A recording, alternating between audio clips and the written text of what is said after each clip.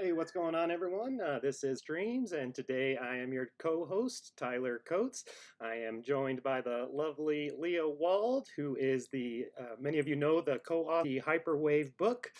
So today we are co-hosting a podcast party to celebrate the release of the book, and I'm hoping that is going to help. Still telling me it's a bad connection. I'm going to tell Tone to try to do one for us. Yeah, if we can't figure it out, we could make that happen. The last time that this happened to me, I was able to get it going again after restarting. Now it looks like the stream's working. So let's just try it. If we have any more issues, then we can just try setting it up on another channel, something along those lines. But it does look like we are working now. So apologize, everybody, for the connection issues. Hopefully it won't be too much of a problem. But yeah, so Leah, tell us how you're doing. How are things going over in your part of the world? Man, that's always the issues with live streaming, right? Like, always. You know, when Tyler and I can't even remember, like, all the worst experiences. Oh, for sure. Yeah, okay. Maybe I won't tell those now. But Tone and Jimmy know the worst of the worst. And there's actually a screenshot of all the bad things that happened on Pinterest. Not going to put it out there. So, yeah, things always go live. Saw a wave, just so I know you're there. Cool. So anyways, okay, everybody, we published, as everybody knows since you're watching this, that this was Tyler's theory. And we were writing it with Tyler, and that's when he passed away. However, it finished. So that's pretty incredible. I was talking to Tyler's family as soon as it got sent out, and you know, they are very, very happy and proud that his legacy is out there, and that especially, you know, you're continuing it with your workshop saw, and it's just pretty cool. So, you know, very so cool. Yeah, to Tyler. What a great honor for both of us to be able to continue his legacy and put together that book in the shortly after the time that he did pass away unexpectedly. And it really turned out so great because the timing for the book specifically, because we had just kind of finished wrapping up the final draft, going through it all with Tyler, and just kind of put a bow on the final draft of the book. Basically the week before he passed. So that was kind of really, really special. And yeah, it's a tremendous honor to be able to help to carry on his legacy. And yeah, I spoke to his son as well, and that was really, really nice to hear from him. I'm sure that they will be happy to have that as part of their family legacy, as I'm sure both you and I will be as well. So why don't you just take a moment to tell everybody how you got into this space, how you and Tyler got into YouTube and sharing stuff on Twitter and doing that sort of stuff. Yeah, good idea. Okay, the origin story, the genesis block of Tyler and I. So actually it was because of Hyperwave. We don't talk about it too much in the book. We do talk about how Tyler knew that it was a Hyperwave. Spoilers, but everybody on our channel knows a little bit that. So I've known Tyler since I was 13. And so long story, Tyler crazed, knowing that I know or am learning, no, not about finance actually. He tells me that there's this thing that he wants to show me. He had showed me when I was 22 and first entering kind of my Wall Street gig about it on interest rates, and told me the excitement that he was seeing around 30-year bonds and everything. And to be honest, I didn't negate it, but I didn't, care too much about the importance because it wasn't mattering as much in 2012, 2013 for what I was trading on Wall Street, and specifically in the S&P.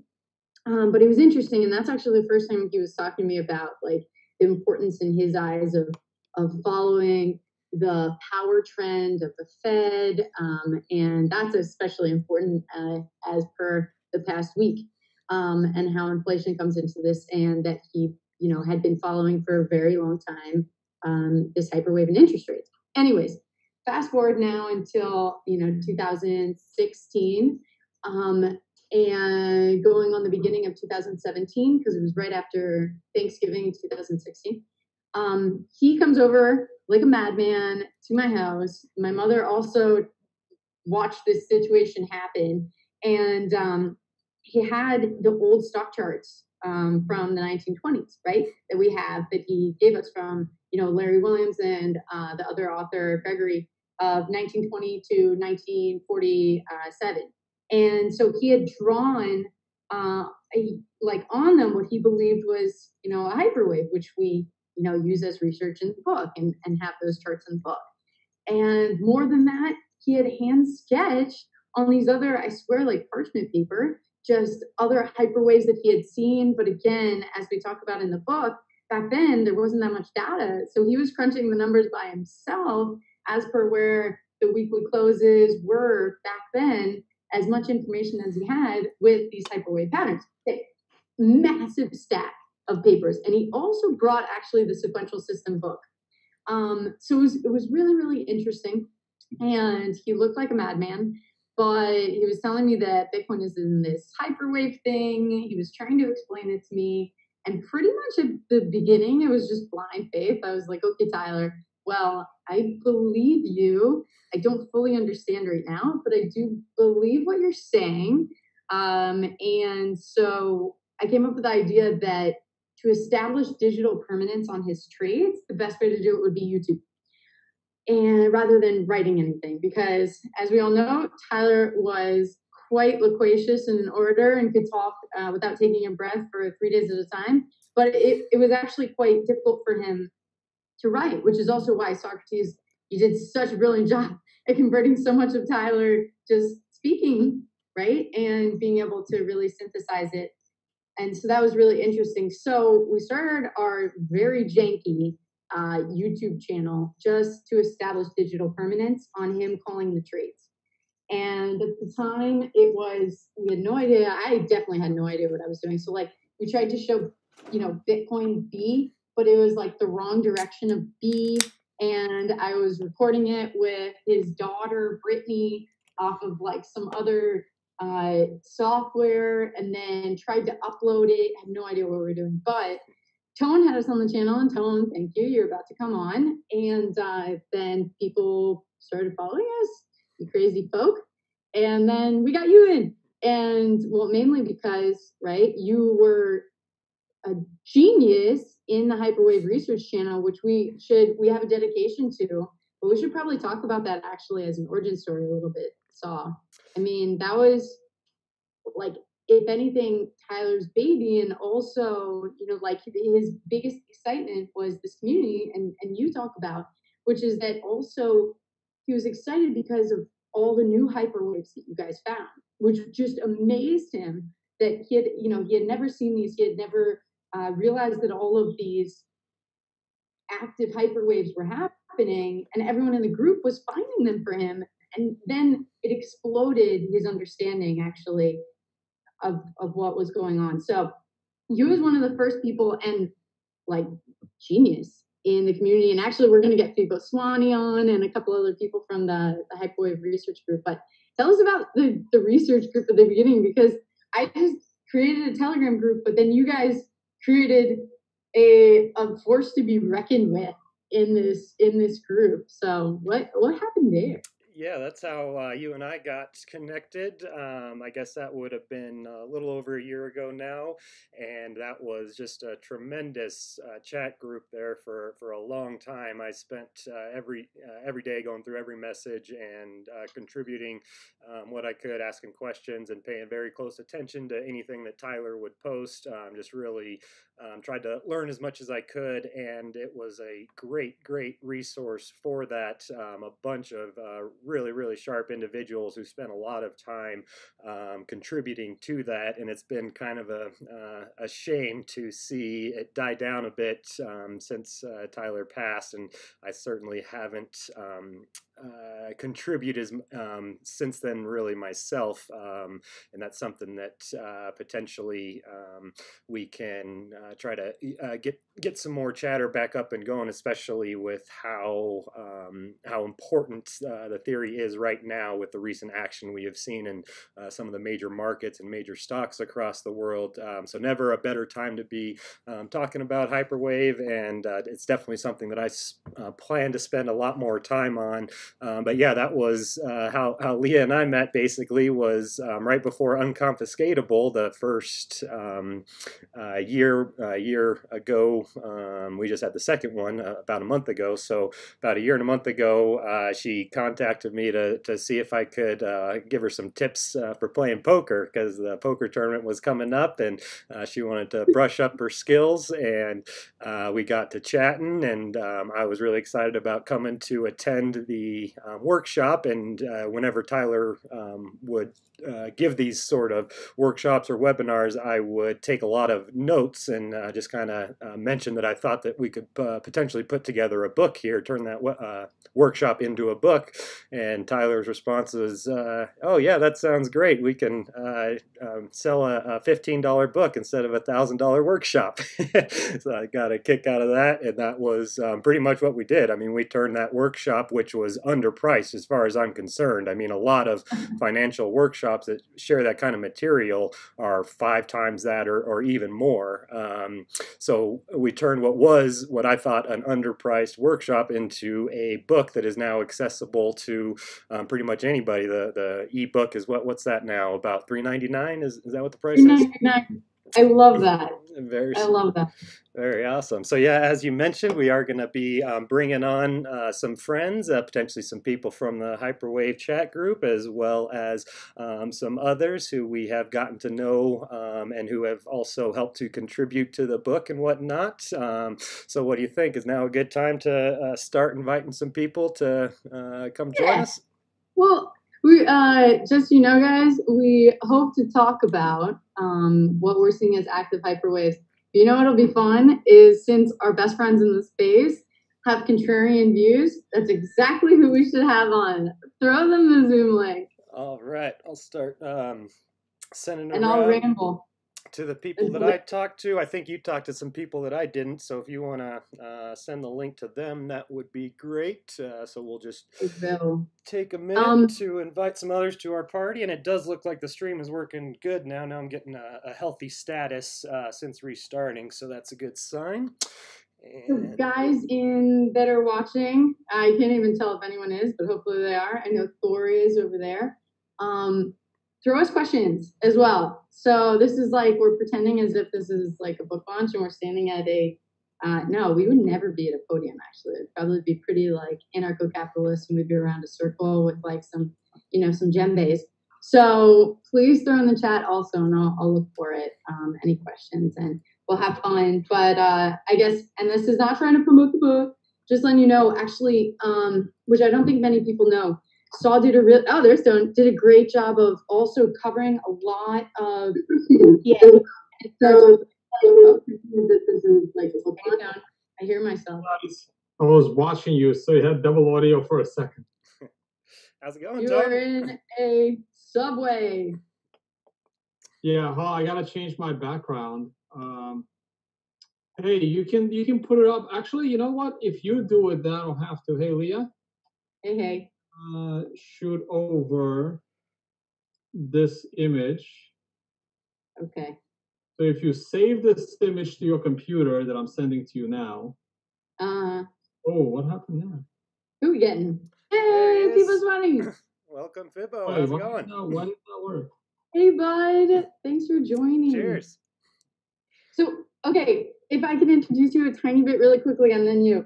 Oh my God, when you started posting in the group, you started madness with Tyler, truly madness, because he's always been obsessed with fibs, like utterly obsessed, and he didn't know other people knew about fibs. I swear, like he always thought he was isolated, because actually this is a tiny bit story, is that, yeah, people think UTA experts, although I'd like to think that I've learned a little bit from you guys, or maybe after seeing Tone's workshop for 12 times have I been to?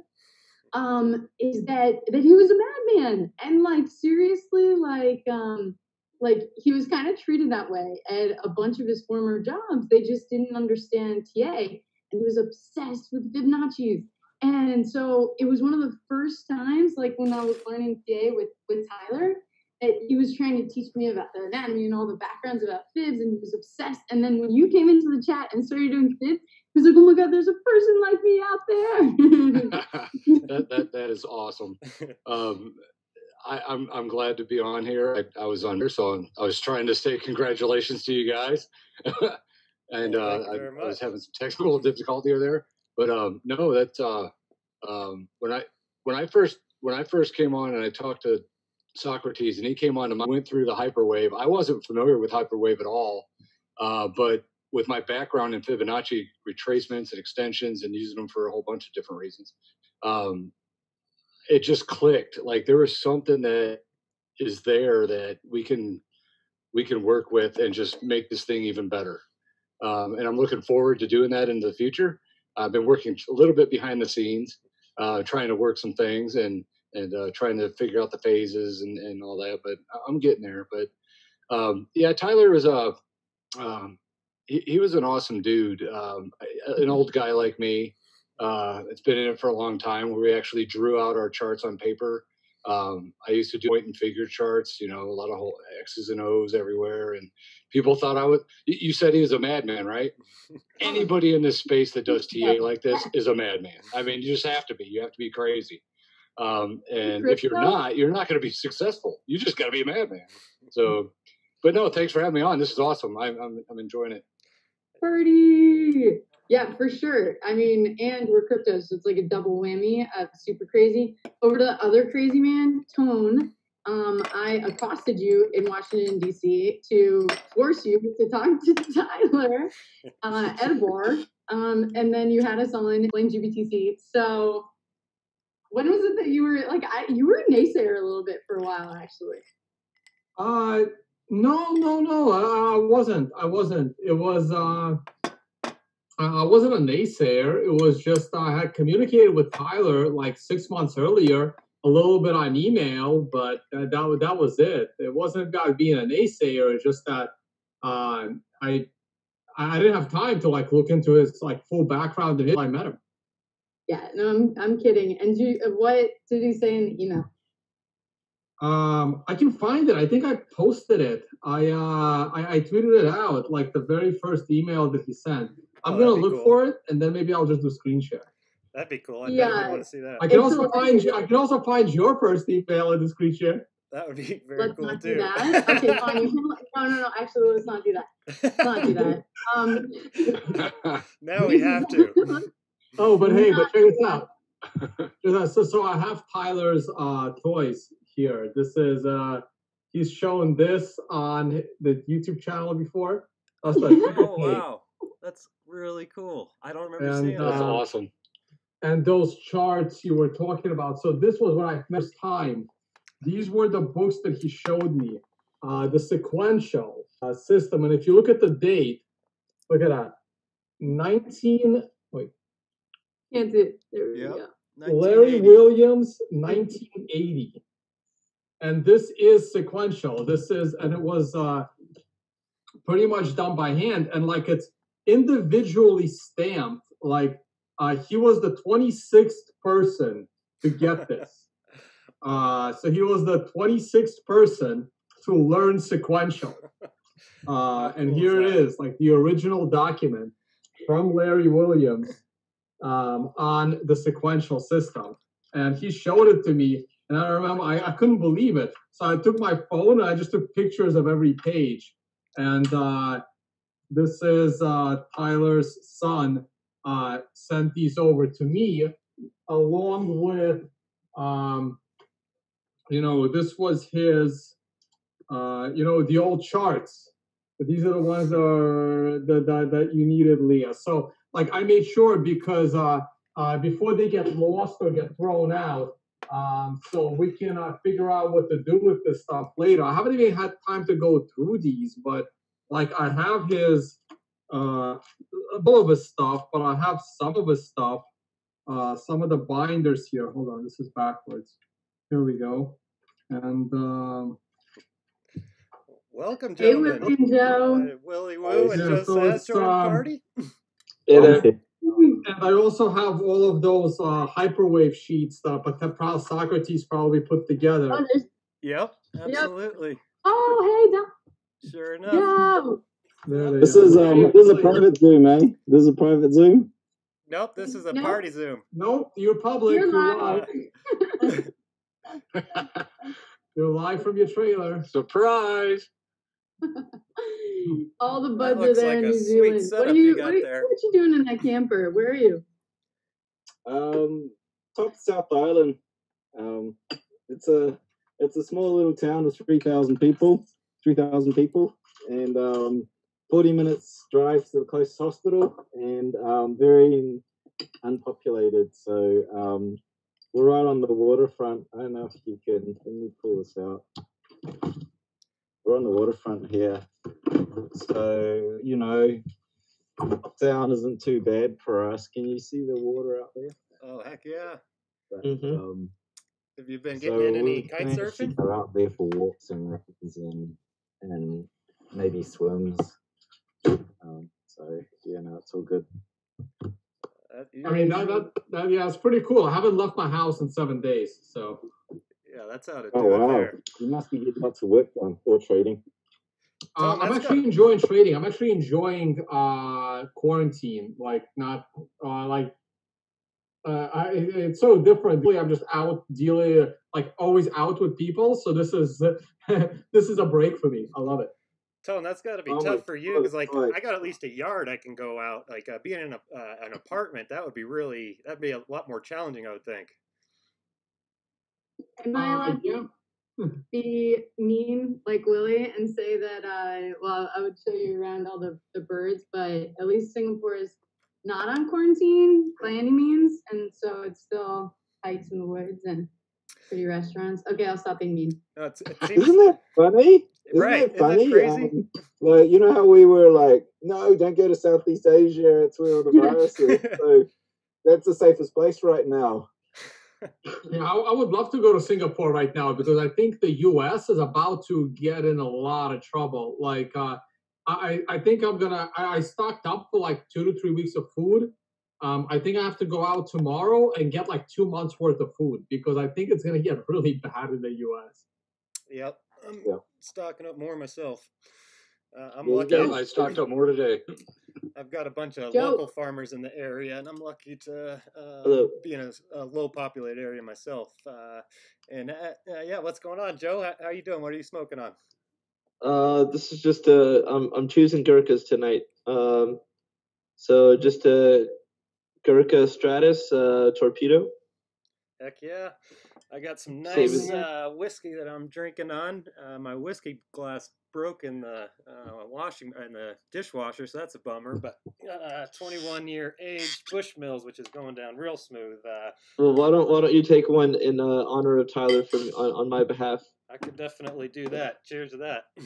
And definitely dishevel yourself a bit more for our poker tournament later, where I need you to be at your worst. Yeah, I'll probably be feeling pretty loose by then, but I'll definitely not be at my worst. I can tell you that much. Are you guys gonna invite Tone after the massacres? Yeah, it sounds It's like not fair, Tone's. it's totally rigged. It sounds like Tone's in as well, and this is something that I'm like really interested in. Actually, me and some of my friends were just talking about as we're all in quarantine, we could set up like an online poker game and get a Zoom chat going to where we're just hanging out, drinking, playing poker. Be a fun thing to do on a Friday night stuck in quarantine. Sawcruhteez is really just trying to steal everyone's money. It's crazy. So my college friends, I know it's been like ages, but I'm not the oldest on the stream, which is a good change these days without Tyler. But my friends are doing that now. They've discovered Zoom, so it's not. I mean, they don't live stream or anything like that, but it's like every other night it's like different games. It's like beer pong and flip cup.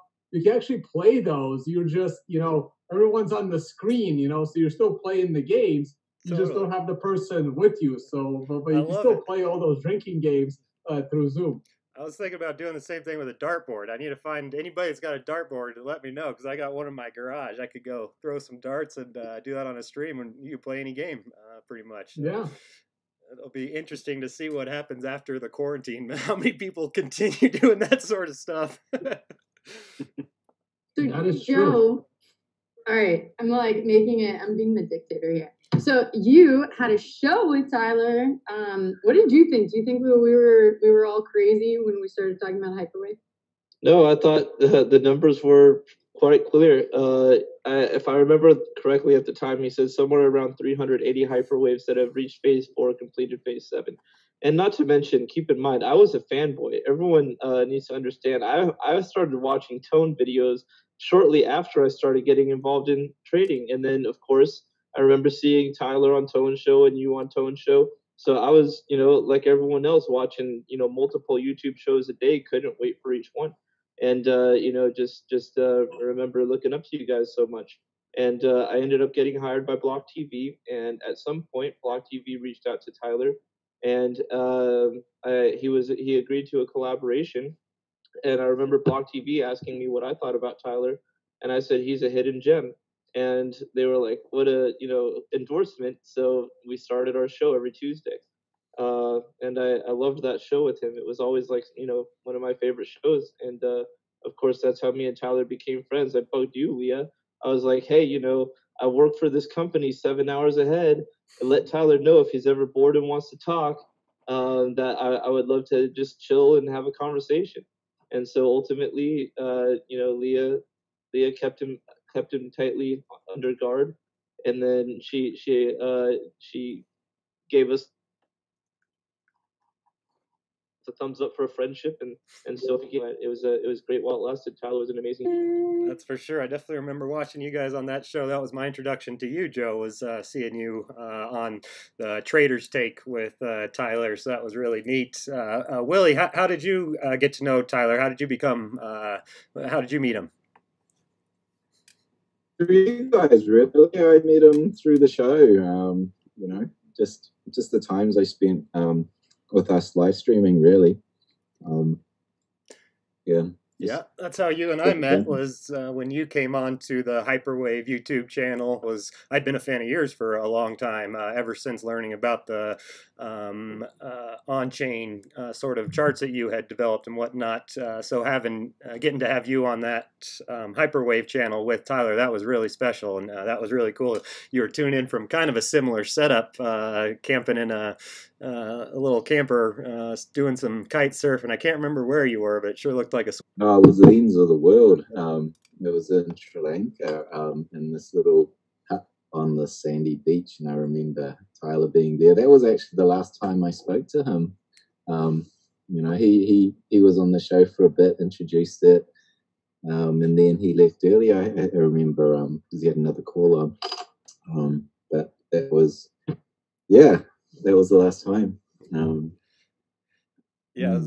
A funny little anecdote on the side that I remember. Tyler had something come up that day. We had the podcast scheduled, and he really didn't think he was going to be able to make it. So he messaged me. He said, "Hey, do you think you could just do the podcast with Willie? I really don't think I can make it." So I reached out to Willie and said, "Hey, Tyler's going to have trouble making it. Can we just do it together?" And Willie's like, "Nah, not really interested as much. I was really just mainly interested in chatting with Tyler." I was like, "Oh, okay, I'll let Tyler know." And then sure enough, he made some time.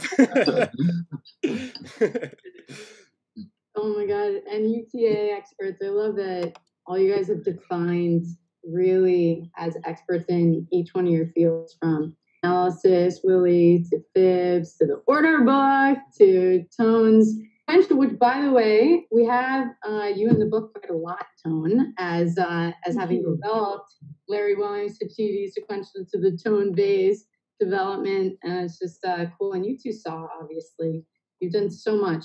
Just so cool.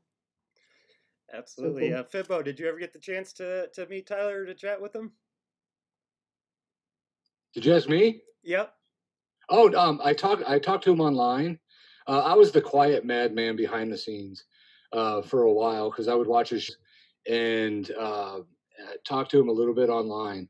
And it was through his show that I, learned about you, Saw, and that's why I said we gotta get Saw on the YouTube show that I started, and that's where it hit. And I'm thinking this is really cool because he was a guy that thinks like me. Started talking to you, and you think like me, and I'm like, wow, this is a perfect fit. And so I was the quiet guy behind the scenes, and I typically stay that way. Every once in a while, I'll get out and get kind of crazy like we're doing right now. But I'm the behind the scenes guy. So just look out for some cool things coming. Absolutely, yeah. So that was how you and I met. Was you invited me onto your podcast, and that was really neat. Really enjoyed. That turned into like almost a 3-hour podcast, didn't it? It was kind of crazy. Yeah, it was awesome. You started talking about Hyperwave, and I was very new to it, and I knew the basics. But when you started talking about it, and for my expert in Fibonacci for the last 20 years, I'm like, we got to do something about this. This is we got to be able to read these phases of how far the phase 4 could go and these kind of things. And we'll work on that kind of stuff later. But I thought it was awesome, and that's why it turned into 3 hours long. We got talking and just finding a lot of good stuff. It was great. Yeah, and I'm really excited about the how this is going to evolve, specifically after Tyler shared it with us, and now that the book is available, people like yourself, Fibbo, who have your own sort of area of expertise, being able to apply some of that to this. I mean, there's just so much potential, and I really do feel like we're only scratching the surface, and applying some things like Fibonacci extensions to try to estimate following phase moves, that sort of thing, is really, really intriguing to me. And I think that you'll be a great person to roll your sleeves up and get into some charts and get a feel for where Hyperwave can be complemented with fibs. And as more people like yourself start to kind of apply their experience to this new theory, I really think that we could really make it a lot more robust. And that's what is probably most exciting about this being released, is hearing from people like yourself. And yeah, so I'll be really excited to hear what you come up with. Yeah, no, it's gonna be awesome, and not so much just extensions. I was looking at getting into some deep math and looking at cycles and time, and using Fibonacci time cycles to figure out how long phases could be. Those kind of things. So I think there's a lot that we can kind of work with as we move on, and it's a dedication to Tyler for kind of getting us started on some awesomeness that he found. I mean, when you really think about the stuff that he did, 20, 30 years ago, you got to be a madman. I mean, just to take the time to figure all that kind of stuff out. And I feel like, let's. I mean, we got a whole bunch of people on this panel that. There's a lot of different things that we could put into this to make it even better. And I think Tyler, that's what he would want. Absolutely. So yeah, you just Hey guys, go ahead. Can I do a quick screen share? Please. Yeah. Oh, is this I'm going to Leah's, start being Leah's the first dictator email? and asking you guys questions from live stream. And one is Tone's. Oh my God, you found the email. That's so cool. I found the original email. This is before you emailed me, Leah. This is I think this was before you emailed me. After I stop screen share, I'm gonna check the date on when you emailed me. Stop. Okay, I'm letting Thorin.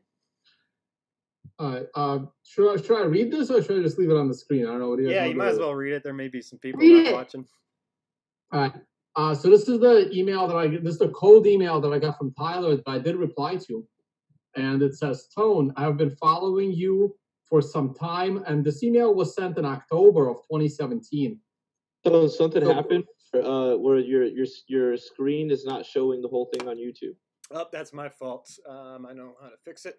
Okay, there we go. So let's drink it too much.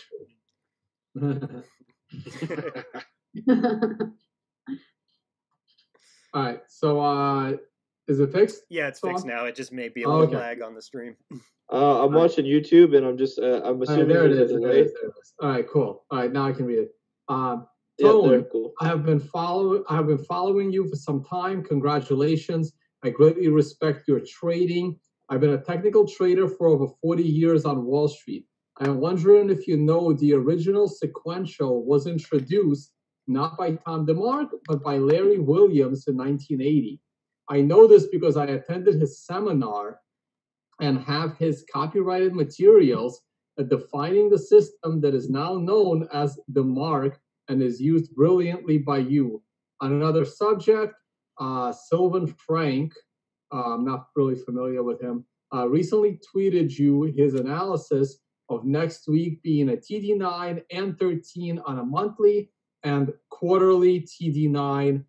Do you agree with his count on the S&P 500?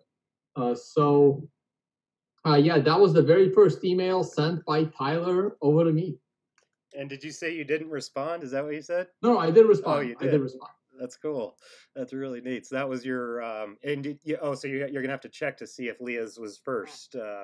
I'm pretty sure Leah's was after, but I'm gonna check that now. Oh my God! Stop. Leah hates this so much. This is so funny. Stop. Okay, Tone. But how much of a madman did Tyler look like when you guys came to my parents' house to looked at the same charts? Oh no, that was great. But then you, me, and your brother and I spent the whole dinner time arguing over blockchain. Yeah, if I were you, you should start offering Tone some sats. So a story I was wanting to tell that came to mind when Fibbo was talking was how Tyler originally discovered Hyperwave, and it's a really, really interesting story that he shared in the workshop, and it is probably shared a few times around. But how it started was he was actually he was involved during the silver bubble that was driven by the Hunt brothers in the 1980s, late 1970s, when the Hunt brothers basically moved to corner the silver market. Tyler had some clients who were basically a part of that. They were very, very individuals from Saudi Arabia who came to, they were talking to Tyler as well as another financial advisor. And Tyler was just getting started. He was young. I think he was still in his 20s, maybe early 30s. So he was very green, and he's talking to these people who are, I mean, you know, up there with some of the richest in the world. And these people know what's going on. They know what the Hunt brothers are doing, and they're in on it. And their target is $100 per ounce of silver. And they were talking to Tyler about wanting to buy more silver. They're telling him, you know, we're in on this and we need to increase our holdings. And this was right around when the price was around $30 and had just broken down a trend line that was going almost vertical. And Tyler kind of, his intuition told him that if you have this vertical move that then breaks down, you should have a big kind of collapse that follows. That's basically a bubble. Wasn't quite yet known as a hyperwave, but he was still thinking of it as a bubble, and he was up right around $30. And here's this new young guy who is trying to convince these princes from Saudi Arabia to sell their silver at $30 when they are completely convinced it's going to 100. And he actually ended up selling them on it. The guys decided not to buy any more silver, and shortly thereafter they decided to start selling. And that was completely based on the advice of Tyler. And when he was telling them to sell their silver, he realized he wasn't looking at a silver chart. He was looking at sugar. he had these charts of his office, and he was looking at sugar, telling them, this is a sell. You guys need to get out. No way that you could, this thing is going down big time. And then he gets off the phone. He realizes he's not even looking at the silver chart. He's looking at sugar. And then he kind of looks back, and that was when the light bulb moment happened. He realized that they were kind of in these identical setups. They looked exactly the same. And that's why he confused them and thought that he was looking at silver when he was looking at sugar. So that's when he, right after that, he got out his pen and paper and drew out the archetype that today has never changed. And I found that to be a really, really neat story about how Tyler was not only involved with Silver Thursday, but helped his clients get out at top. And then he did that because he was looking at a different chart. So awesome. Awesome. And the fun thing about the sugar chart is how much it looks like Bitcoin now. They have that similarity. That is a fact. It could be a good. We can certainly pull up the sugar chart, but I want to pull up the first email Leah sent over. I to do me. too. I do too. Let's vote. I vote yes. Which was about Leah did not offer any cents. Don't. You should have thrown him like 10,000 She's getting cents. worried. No, it's not bad. I just read it over. It's actually really, really. I've never seen her make this face in my life, dude. Yeah, she is worried. Oh, big damn, time. dude. No, great. Honestly. We're going back to damn. there. I lost all credibility as an author in this moment. Yo, dude, I'm full. Going I'm full to kill screen. you. Full screen. I'm full screening. That's awesome. Oh yeah. There it is. It's actually very Leah. I'll let you read it. It's I'm not reading it. I told you. Come on, it has to be in your voice, Leah. Come on. No, Tone, you can read it in your voice. Okay. I'm going to hammer you guys with really hard questions after this, but yes, Tone, you can read it now that it's up.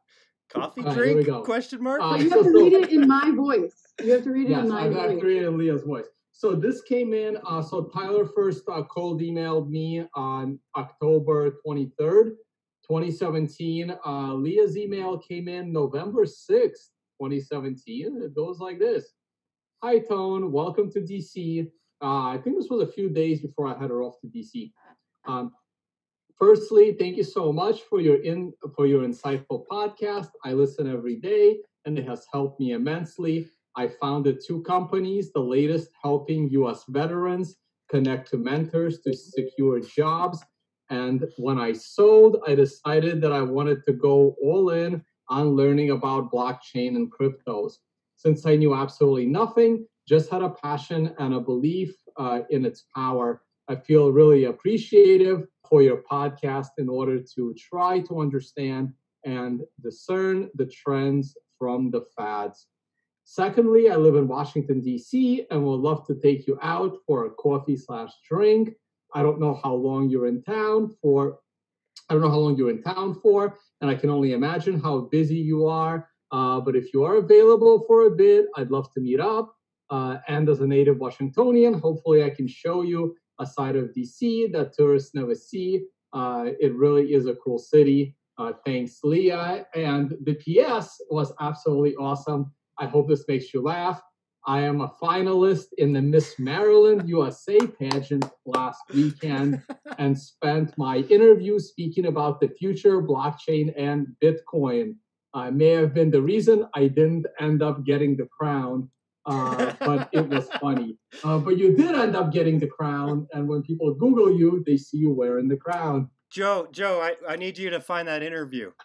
That interview's got to be out there somewhere. I'm scared to be a part of this right now. I'm 100% scared to be a part of this. Oh, I'm so happy that this is happening, but like Leah, if she was close to any one of us, we'd have scratch marks on our face.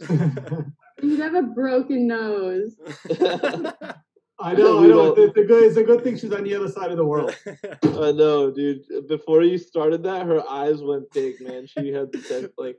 No, that was a great email. That was really good.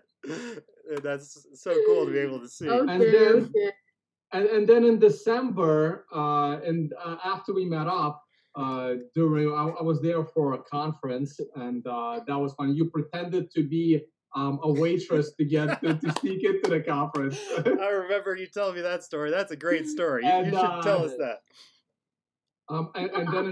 And then in December, you sent me another email introducing and connecting me to Tyler, even though Tyler and I had already spoken on email a few months earlier. Yeah. Wow. So quick note, Leah, you ready for me to read the speech? You already found it? Yeah.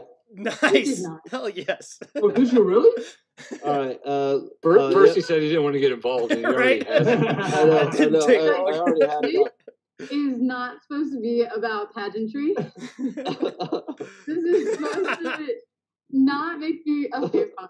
Okay.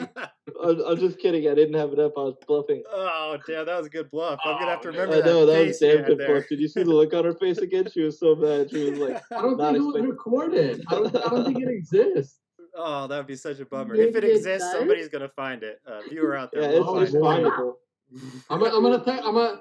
Leah, I'm gonna text your mom. She'll give it to me Yes, Oh, yes. God. if she has the video. I'm Oh, sure she's got God. a snippet. She had to Oh, record God. something. All credibility I may have went out the window a little bit.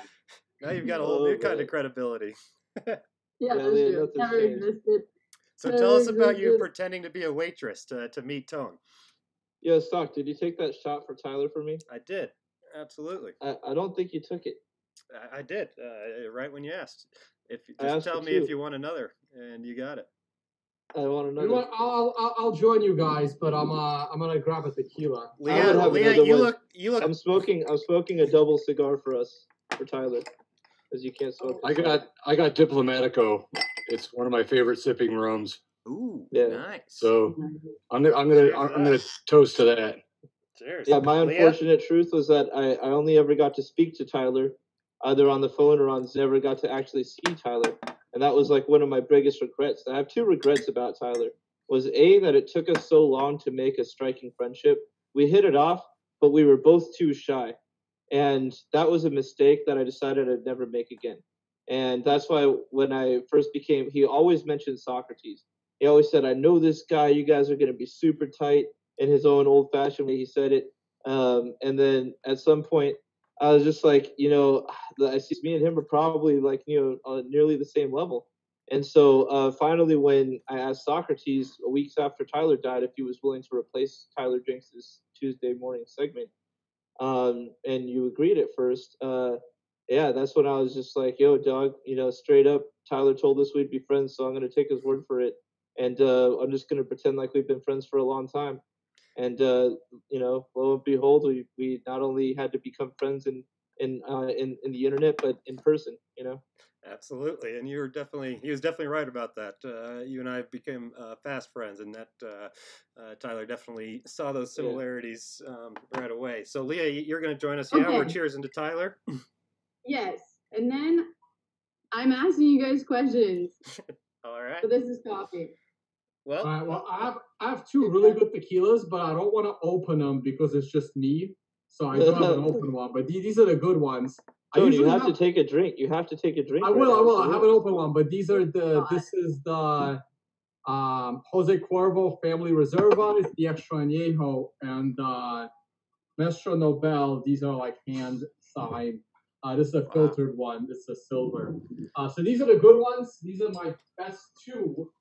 I got tequila too. I like that Herradura. Oh, by the way, Fibbo Swanee, it's great to see you again, bro. Yeah.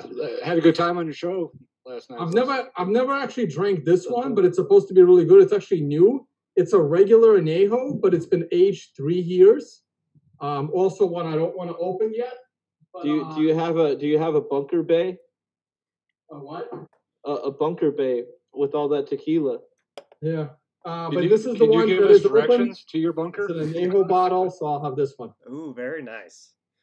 Cheers. You got some good shit there, Tone. Yeah. Not Yeah, messing I around. usually I usually have better stuff, but I haven't been home in a long time. I'm in Louisville, Kentucky. That's where Herradura's made. I didn't know So that. I got the Herradura tequila. That's the Reposado, right? Yeah. So my favorite tequila is actually the Herradura Selection Suprema. Oh yeah, it's awesome. That's We good were. stuff. Is it really made in Kentucky? You just ruined Herradura for me. Right? I had no I idea don't know. that was the case. Well, it's a Brown Foreman brand, and Brown Foreman's here in Louisville. Oh boy. But no. Hey, Kentucky's bourbon and everything else. Yeah. I mean, they got really good tequila too, right? I mean, come on. The Herradura Selection Suprema is my favorite one. It's a pretty expensive. It's a pretty expensive bottle. But I tell you which one I tried recently, and it was awesome. So Don Julio just came out with another type of tequila that they age in whiskey barrels. So after the barrel has been used for whiskey, they age their tequila in it for a little bit, and it literally tastes like whiskey. So check that one out. It's Don Julio from a whiskey barrel. I will be definitely interesting. checking that out. Well, All right, I'm gonna grab a whiskey glass for the tequila and Yeah, me too. sorry Hold for on. interrupting, guys. Okay, stop. yep. And Joe, going back to hyperwave questions. So actually, I'll ask Joe first, so Yep. that we won't spoil ours. So everybody in the live chat is saying, is Bitcoin in a hyperwave? What are you thinking right now with your TA, even though I watch your show all the time? Is there a potential that we spike down? And do you think Yeah, that for Bitmex, sure. I think it's the funniest thing ever. In fact, we would have hit $1,000 if Bitmex didn't pull the plug the other day. And we would have seen Hyperwave even have it, whatever it be. I saw the 10 million spoof bot running up and down aggregations with no liquidity, pushing the price down significantly lower on Bitmex than it was elsewhere. So I literally thought I was live. I thought I was going to see Hyperwave actually happen physically in our own eyes, you know? Now, do I think it's still on? I think it would be one hell of an anomaly for Bitcoin not to be a hyperwave, complete phase 7. And it would be one hell of an anomaly for it not to, considering all this external shit we have going on in the world. So, you know, it's like, just imagine the chances of hyperwave completing around the time of a global pandemic. I mean, dude, this just, it really does show the amount of psychology involved in this whole process, which makes it exponentially more interesting to me, because it was like a late game buzzer shot in this case, right? So it's very, very unique and interesting. Yeah. Cheers. cheers, guys. All right. Yeah. But by the way, did you guys see that meme of like Arthur Hayes? It's a meme of Arthur Hayes shutting down Bitmex by using the video clip from the movie Vertical Limit. Oh. You guys didn't see that? No, No, Who's seen the movie Vertical Limit? I haven't. I have not. Oh man, I actually really like that movie. I'm gonna pull up that meme. Hold on. It was actually hilarious. I think it was one of the best I've seen. 1 second. I'm trying to find out who actually tweeted it out first. But I'll look for it. Sorry guys, go on. It's hilarious. I think we should play it. It's funny since you mentioned it. And I do think that you are. I'm inclined to agree with you, Joe, that if Bitmex didn't go down on that crash, price was gonna keep falling. Like there was only, what was it, 500 million in orders between like 3,500 and zero, and after $1 billion in liquidations had just occurred. Yeah. That was a situation where people even on 2x were getting liquidated, who never would have on thought. No-Lev longs got liquidated top to bottom. No-Lev with cross no-Lev, even they got liquidated. These were conservative positions, 1.7 billion or so. Yeah. Total. So And I think that finally, it's a really, really good example of fundamental analysis coming into play here. And obviously in the book, we talk about TA trumping FA. But honestly, right, like Tyler and I and all of us, well, I think, but Tyler and I have been talking about economic indicators looking terrible for the whole time we've been, live on air. And if anything, yeah, this pandemic has pushed it, to the most incredibly terrible situation. And Sawcruhteez and I would have said that, that we're going to we're going to go down to the phase 2 line for the S&P and for indexes in the States. And it's just incredible how, if hyperwaves, right, are formed by major macroeconomic shifts and then a catalyst of psychological factors, you're seeing really, not to tout our, Tyler's horn just, right now in the book, but it's really the perfect example of watching everything play out. And I'd say, sadly, about the media is just that every narrative is negative for the most part. But then you saw this craziness of green this past week, but it didn't close right at the all-time high. So what's interesting to me is that even though people are experiencing some euphoria around the stimulus package, TA is still proving and showing that we have that massive down leg to go. And as for everybody hoping, unfortunately, that Bitcoin is decoupled from the equity market, we're not seeing that happen. And if anything, sadly, that everybody is, in a crash dash for cash, and it's every single haven. And more than that, right? What does that mean? If anything, everybody is in this belief, and it's not bad business, honestly, in the short term, and it's not bad for money management in the short term as well, but in a greenback safe haven. So it's quite scary on every single level if we talk about inflation, if we talk about deflation, if we talk about just generally what it means to do QE infinity, and then on psychological levels, the panic psychologically, but also again, if everybody believes that they should be raising cash, obviously we have our hodlers and we do have buyers of last resort, and the crypto market is definitely a scary animal, but, a different animal. But as we continue to see this play out, and unfortunately, I think we're getting into a depression, we will hit a depression, I would see that people will also be taking their cash out, raising cash, because of just fear. And also, unemployment rate is supposed to hit over 30% in the United States alone, right? So, and the contraction of the GDP. So it's not bad money management moves if TA starts trending down even worse, to also make sure that you're raising cash and getting out, which then psychological factors at play. So as Tyler always said, and which is true about Hyperwave, right? The maniacal phase 7. When will it happen? I don't know. But I'm obviously in belief that P7 is still in play. Yeah, you bring up a lot of good topics, that's for sure, and I definitely agree with what Tyler would always preach, and that is cash is king. And he wanted to be in cash. He really didn't want to be out of cash, and would only do that if the market was basically like twisting his arm, like telling him like, you need to be in this trend here. But he was very, very interested in just being in cash, and he always talked about how cash is king, and that doesn't apply, that's never more relevant than it is right now in this current environment. Cash is absolutely king.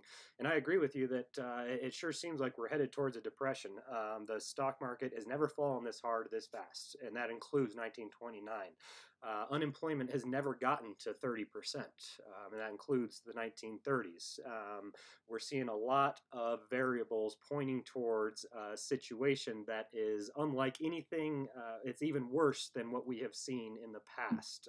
So that is a situation that can be very, very scary, but it can also present some opportunities. I mean, people make fortunes in these types of environments, and the way that they're able to do that is basically by being in cash when the markets get somewhere near, the lower part, near the bottom. Then the best buying opportunities that will ever present themselves are after the biggest crashes and the biggest sell-offs, and the only people that can take advantage of those opportunities are the ones that got into cash before it got all the way down there. So I definitely agree with you that cash is the place to be, and I do not think that things are going to get better before they get worse. And if that is the case for the S&P, it's probably the case for Bitcoin. As far as I'm concerned, Bitcoin absolutely is a hyperwave. There's no ifs, ands, or buts about it. It is a hyperwave that is in phase 7. Whether or not it will return to phase 1, that's the question. And if it doesn't, then in my mind, it would be the first one that didn't. So as far as I'm concerned, it is a hyperwave, and therefore we just need to kind of sit back and look at some maybe other historical examples that had such a maniacal phase 7, which is something else Tyler constantly talked about, is how crazy phase 7 can be before getting back to phase 1 while never creating a new all-time high. Something he talked about a lot, and that is where that sugar hyperwave or hyperwave is so interesting to me, because it is a very, very, very similar chart with the hyperwave getting very close to returning to phase 1, taking off in a new bubble, a new parabola, and then proceeded to break down before creating a new all-time high, and sugar did return to phase 1. So that is what I am thinking is most likely at this point, not just because of hyperwave, but also because of the global pandemic and the way that things sure seem to be getting worse before they get better. If that's true for traditional markets, it's probably going to be true for Bitcoin. And the last thing that I'll say about that is that I have always believed that Bitcoin would be correlated in an S&P bear market. It's not been a correlated asset necessarily over the last 10 years, but when the S&P enters a bear market, everything enters a bear market, whether you're gold or anything else. What the things that are supposed to be safe haven store of value assets sell off with the S&P because people are panic selling and they need cash. Cash is king. So that is... You got to pay their margin calls. Yep, and combine that, all that on top. And so, yeah, that's why I do not think that Bitcoin is going to create a new all-time high before going to 1,000. Yep. And everyone on this Zoom has dry bet sale. Is, I do. Is everyone a bear in this channel? Except for Willie? Am I the only bull in this channel?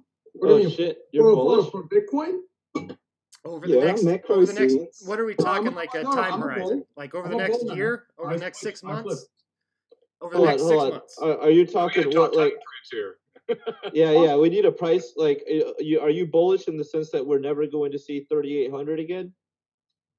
Well, And Willie? I don't think we're going to hit the hyperwave target. I don't see that happening. I don't think so either. 3,800. I don't think we'll hit 3,800 again. No, I don't Yeah, there's a price rate. There's a age gap. Above a certain age, they're bullish, and below a certain age, they're bearish.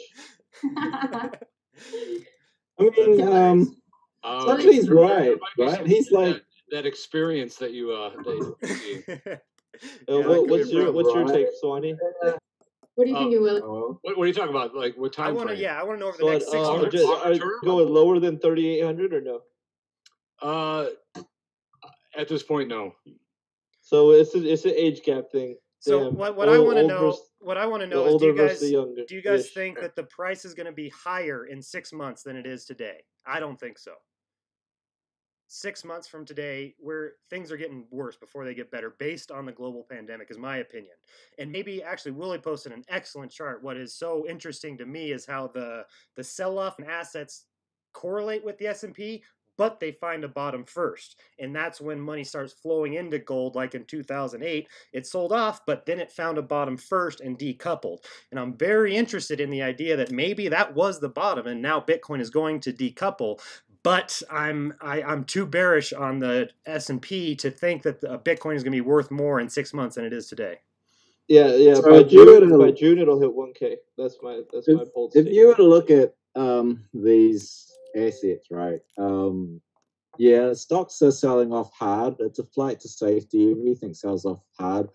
It's people need cash, yes, but the majority of the market is determined by the large institutional traders, the professional traders, and they are covering their long positions and are exiting all trades. So they sell everything and move to cash because it's not a time to trade. The buy side liquidity is dropping out. Whole markets are crashing. You see this in every crisis. You saw that in 2008. So you have this first stage of a flight to safety where everything sells off to cash and nothing's immune.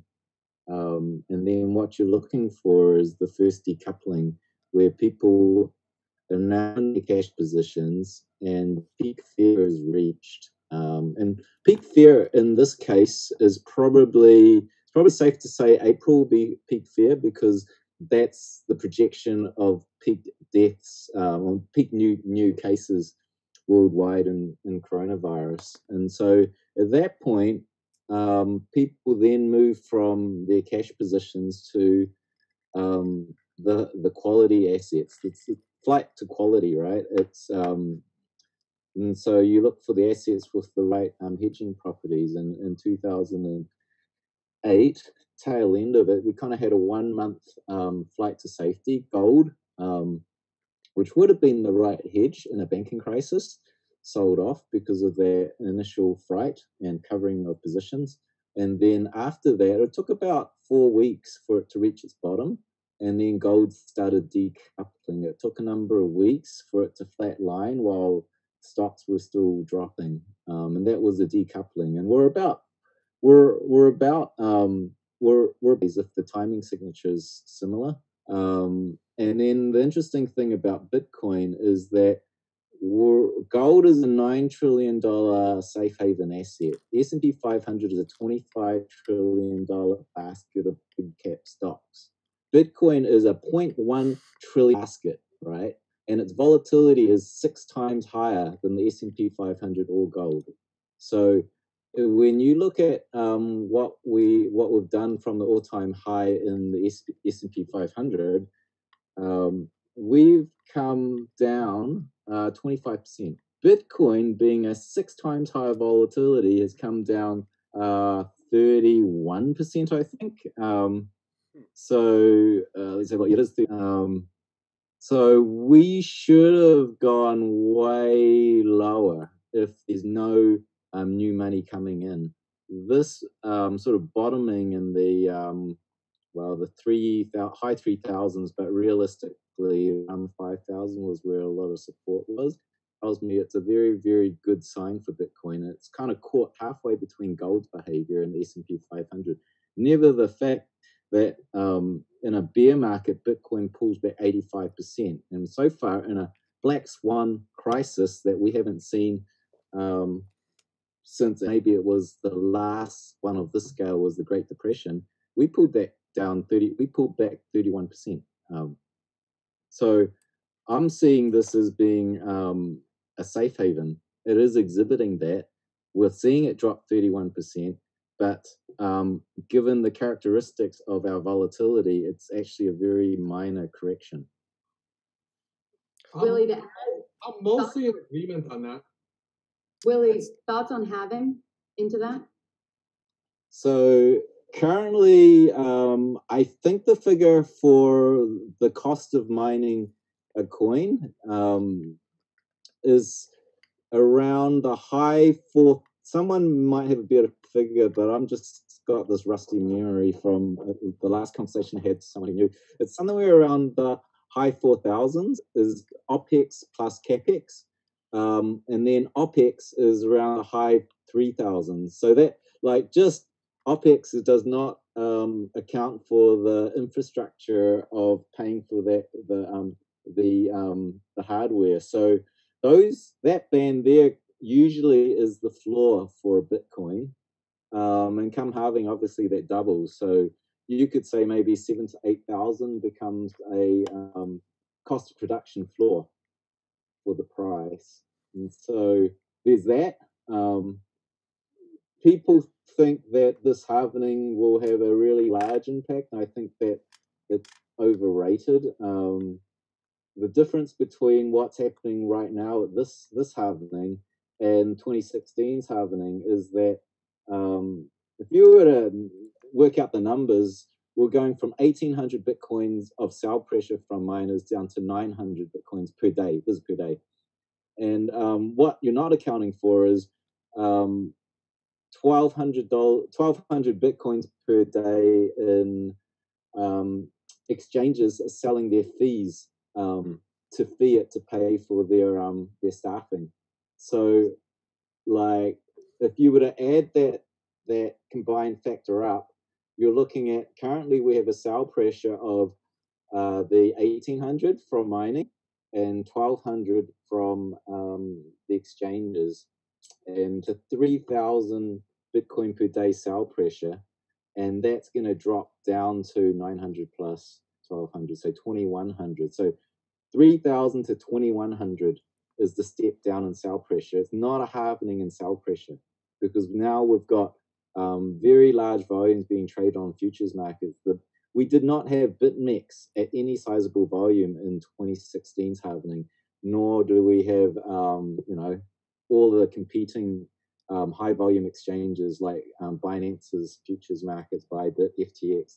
There's billions of dollars being traded now that's generating fees, which is being dumped into fiat. So the sell pressure is probably the sell pressure halvening has been exaggerated, but the cost of mining floor is going to be doubling. So and I don't think we're going to pierce and cut below that. I don't think that the hyperwave theory is immune from the Bitcoin mining floor. That's really what I've been saying for a little while now. That's really intriguing to me for a number of reasons. And first reason is that that when Bitcoin didn't look like it was returning to 1,000 in 20 off from 3K, what a chart somebody posted in the Hyperwave group was that the hash rate had gone into a hyperwave and had returned to phase one, which made me wonder if the most important hyperwave for Bitcoin is actually as a result of the miners and the hash rate that they are, the money that they are expending on mining Bitcoins. Sorry, I don't think it's the hash rate. The hash rate has only gone up. You mean miner profitability? Oh, it might be miner profitability. Yes, I think you're right. Yeah, good point. Good point. So yeah, that seeing a chart where there's a hyperwave in the miner profitability, all the phases and returns to phase one, and it returned to phase one right when Bitcoin kind of bottomed at the end of 2018 around 3,000, really got me to thinking that that could be the most important hyperwave with Bitcoin and not the price. So that's really, really interesting to me. The one chart that I was saying, if there was something that makes me believe 3.1K was the bottom, it was that chart. I was saying it even in real time. That yes, and that maybe that's where I got it from. I knew that I didn't figure it out myself. That when I saw that from somebody else, it really made me think. And so yeah, I'm curious, Willie. Do you think that the cost of mining a Bitcoin is the single most important factor for the price on these big sell-offs? Yeah, I think that is it becomes a factor in terms of when we have huge bear markets or a crash, they become floors. It doesn't necessarily come into play when we're trading above that floor, but as we come down, I think it's a huge factor. And you know, another way I express this is that Bitcoin's price is two games superimposed on each other. One is a 0 to 1 game, which is one of adoption. It's fundamentals. The Bitcoin mining floor is part of that. And you can see that on a 10-year chart. There's this long-term sort of curve upwards on a log chart. And then on top of that, you have the trader game, right? And one of the things I note about Hyperwave is that Hyperwave's research is based on, you know, like, 100 years of analysis of markets, but those markets are mature. They are markets that are publicly traded, and they're not an analysis generally of the new technology coming to the fore. The only exception may have been the .com and the NASDAQ, which exhibited a hyperwave but that did not complete. Exactly, and I talked about that as well. That one was about double of phase one, when bottomed out in 2003, and that's how I always thought that Bitcoin would also act like. Yeah, there was actually Tone that pulled that one out. And the thing is, the internet is also that 0 to 1 game meant for use, but it was publicly traded, one of the few publicly traded like markets that was undergoing exponential climb. And I think that floor of this exponential climb muted this hyperwave. You could think of two waves. One is hyperwave, and then another wave, which is this exponential climb that creates an uplift in the floor. And I think Bitcoin's the same thing. Imagine someone could do a anti-skewing, like take the that base adoption and remove it from the Bitcoin price. You probably get something similar to a hyperwave, but the end result is it's a filtered result. You have to filter it to see the hyperwave. But what we actually see in the price chart is maybe a hyperwave superimposed to the long-term adoption. I don't think we'll hit that 1,000 floor, and the mining is probably one of the models that you could use to decide where that floor will be. And without going into too much detail, where do you get your data for how much it costs to mine a Bitcoin? The Cambridge Center for Alternative Finance puts out a very good chart. I actually pull data from that site. I'm trying to find the site. Yeah, I don't know if I've got it on me right now, but they do a electricity index. Okay. And I'll just see if, because I agree with you that I think that could be the single most important factor for where bottoms are found in bear markets. But I haven't found any data that I can really trust. Like just for example, on this last move, that's what I was looking into, was trying to research what is the cost to mine a Bitcoin, and most of what I was finding was like 6,000 or above, and that's something that I was taking into account, but didn't know if I could trust. And with your experience on the on-chain analytics, I'm really interested in any data that you do trust. So I definitely wrote that down, and I'll be researching the Cambridge Center of Alternative Finance myself. That's getting good data on how much it costs to mine a Bitcoin could potentially be the most important indicator in Bitcoin. I've actually put it out on TradingView as well. Cambridge Bitcoin Electricity Consumption, cbeci.org. CBE, like I've got it. Someone want to pull that up on there? I'll ping it to you. Well, where's the cbe.ci.org?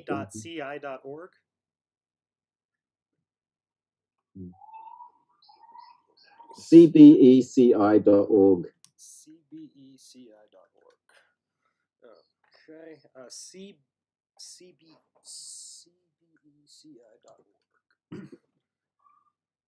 All right. Yeah, I'll just pull that up on the screen here real quick.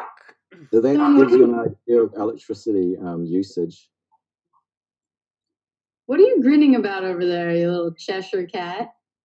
Yeah, no, I'm reading comments, and I found that video I wanted to play you guys about Bitmex going down. So if you guys want to play it, since none of you saw it and none of you watched the movie, it's hilarious.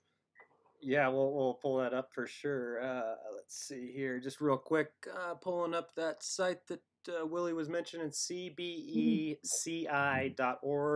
University of Cambridge Judge Business School, Bitcoin Network Power, update every 30 seconds. I'm going to have to do a deep dive into this myself. This is my first time looking at this site, but looks like a interesting electricity costs down here. Yeah, that looks like a great resource. So thank you very much for sharing, Willie, and would love to see that video you were talking about, Tone.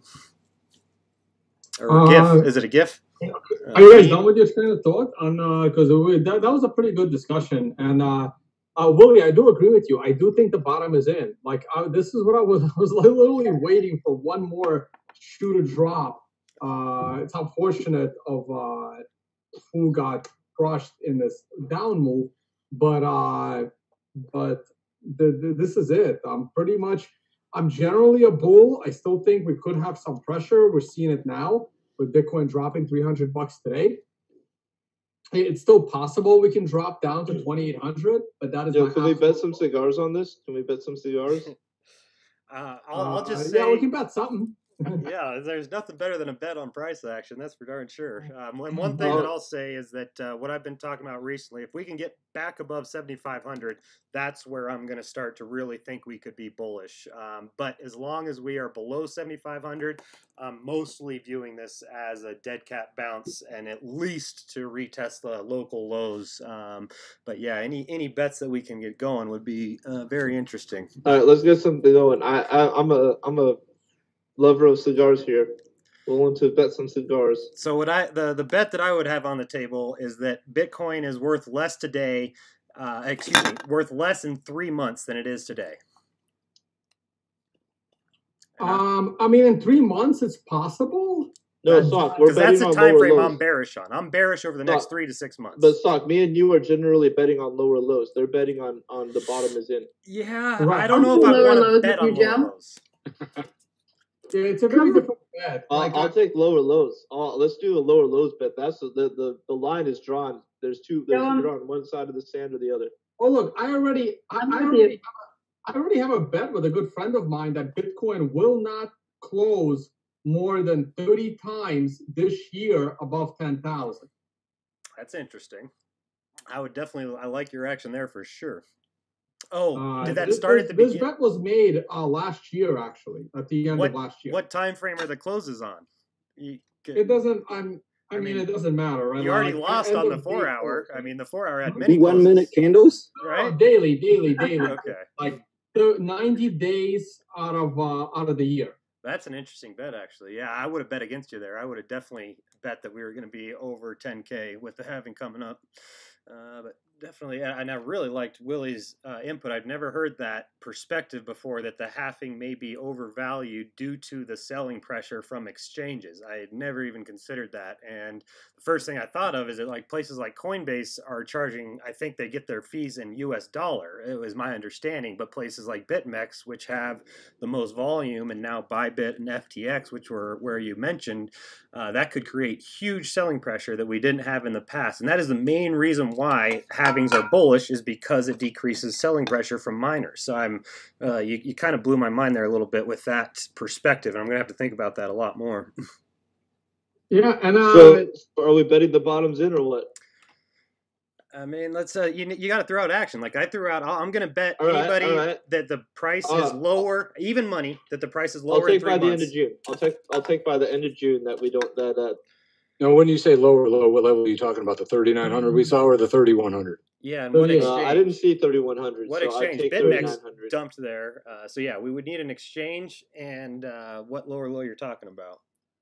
All right, let's refer to like Coinbase Pro and Bybit. Aren't they around 3,800, 3,900? That sounds right. So why don't we say Bitcoin goes below, it closes below 3,800 in 3 months? I'll bet that. I'm in with you, Joe. That's a good bet, actually. I kind of like that. Anybody taking that? Oh, not the other side. I'll take the other side of that. I think Tone and Willie should be all over that. Hey guys, I got to get going. Good catching in and stuff. Enjoy the rest of the stream. Hi, Willie. Thanks for joining. Later. So, Tone, what are we betting? Because you're betting against two people. Sock, are you going to bet against me and Leah? No, we just need one bet. Like if you offered a good bet, I got my bet that I say Bitcoin's gonna be worth less in 3 months than it is today, and you offered creating a new low, which it sounds like Tone's gonna accept that. So I'll accept the new low. Like I can easily see Bitcoin. I mean, it's 50-50 whether Bitcoin will be lower or higher in 3 months. I mean, there's really no 50, point 50 of making that bet. That's a 50-50 guess. With the coronavirus, it is not. I'm gonna take the what's the time frame, Joe? 3 months? I don't think we're gonna make a new low in 3 months. I'm on Tone's side. Tone and I. And Leah's with me, so why don't we do a team up bet? I kind of like Joe's bet. I would take Joe's side. I'm very borderline there. I think that's 50-50 to me. I would have taken a longer time frame, but Joe, I'm with you. So I'm with you. But I kind of think that it has to be in the next 3 months. Our time frame is overshot by way more than I would have asked for. Way overshot. They agreed to it. They agreed to an interesting bet there, Leah. Let's do July 1st because I like July. Would you guys agree to a date change to July 1st as opposed to June 30th? Yeah. Did you say June 30th? Okay. I like July. That's it. I'm out then. Okay. So what are we betting then? Are we betting a cigar? I mean, we should bet some Bitcoin. I like betting steak dinners these days. That's a good steak dinners. No, I want to Not a steak dinner, but at a steak dinner at a restaurant of my choosing. That's good. That's good. That's a fair bet. Or the winner, a steak dinner. Whoever's paying chooses. The winner's choosing. Ooh, all right. Whoever wins. And of course, the steak place has to have a cognac bar so you can dip your cigars in it afterwards. Winner chooses the restaurant. All right, that's a fair bet. Booked by Leah. So, Joe, you book me and Leah will have to take you two out. Damn straight. Well, and Saw's with us actually. I'll join in with you guys and to share that. So bill we'll have to buy you guys a steak. Yeah. Well, it's per person, right? Like we don't know when we're gonna see Leah, right? So that would be whoever takes the opposite side of the bet. So Joe, you will owe each person a steak dinner, and then so will Leah. What I'm thinking is that we all have to get together, and the losing team they buy the bill, and then the winning team wins. That's what I'm thinking. But it would be tough to. Yeah, but we're all getting together in Bali, and the dinners are covered. No, but if you guys fly through Changi in Singapore, we can do cut on the top of MBS. So how about that? That's where before Bali, because that forces all you guys to come to Bali as well. Yep, Cut or Wolfgang. Those are my two favorites. Which there. one No, did we'll we go come to, Singapore after Bali. Don't worry, Leah. Tone, Done. which one And did I'm we go going to? Bali, so that forces all of us in Singapore, okay, and at Bali, and it'll be at Cut, which is Wolfgang's restaurant in MBS in Marina Bay Sands. My favorite drinks in the world. That's that's where we went. Yeah, that was awesome. That was quite the treat. So yes, I'm in on that for sure. All right. By July 1st. All right. By July 1st. All right, hey Joe, you're gonna love this because you're the one that brought up the whole Bitmex thing. I love this video, but I also watched this movie in the movie theater. Shows you how old I am. But I actually really enjoyed the movie. But this is hilarious. I hope there's like audio coming through. Let me know, guys. Yep, we can hear it. Check your safety.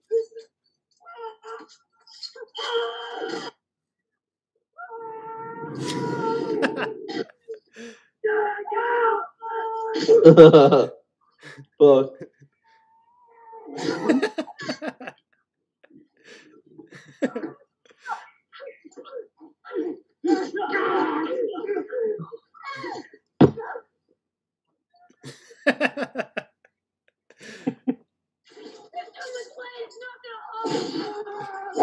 Oh shit.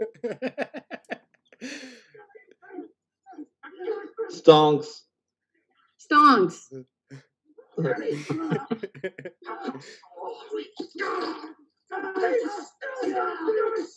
Oil. This is so great. Yes. I don't even have to see this movie to enjoy this. 6,200, 6,100. Oh, that's right by where I live. That's Monument Valley. That's like 2 hours from where I live, basically. That's cool. Yeah, man, you're sounding prime for poker. 3,600. Oh. Let's do as I say. I don't have much time here. You have to do something for me, too, okay? Cut me loose. There's too much weight here. One cam's never gonna hold it. You understand what I'm saying? You have to cut me loose. You're back, guys. I'm gonna pull everybody down and everybody's gonna die. You're wrong. Shut up, Eddie! It's one down, three, Peter. You understand what I'm saying? Just think about it. She's gonna kill your sister. Annie's gonna die if you don't do this. Now cut the rope. Just cut the rope.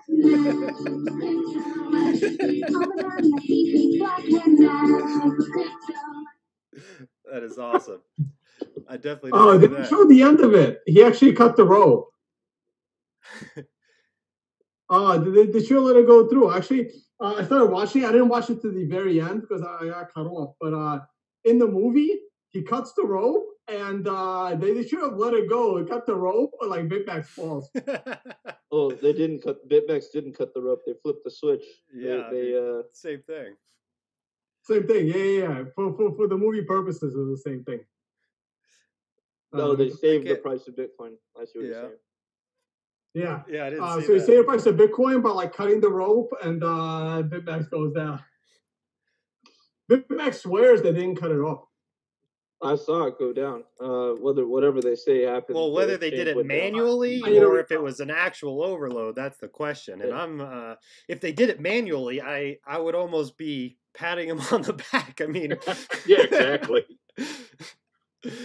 So yeah, that's I don't know. I don't have any conclusion myself, but because there was a ton of volume there, it would have been a logical place for it to go down. But I do think that there's definitely a very decent possibility that they have that kill switch, and that was the time to use it.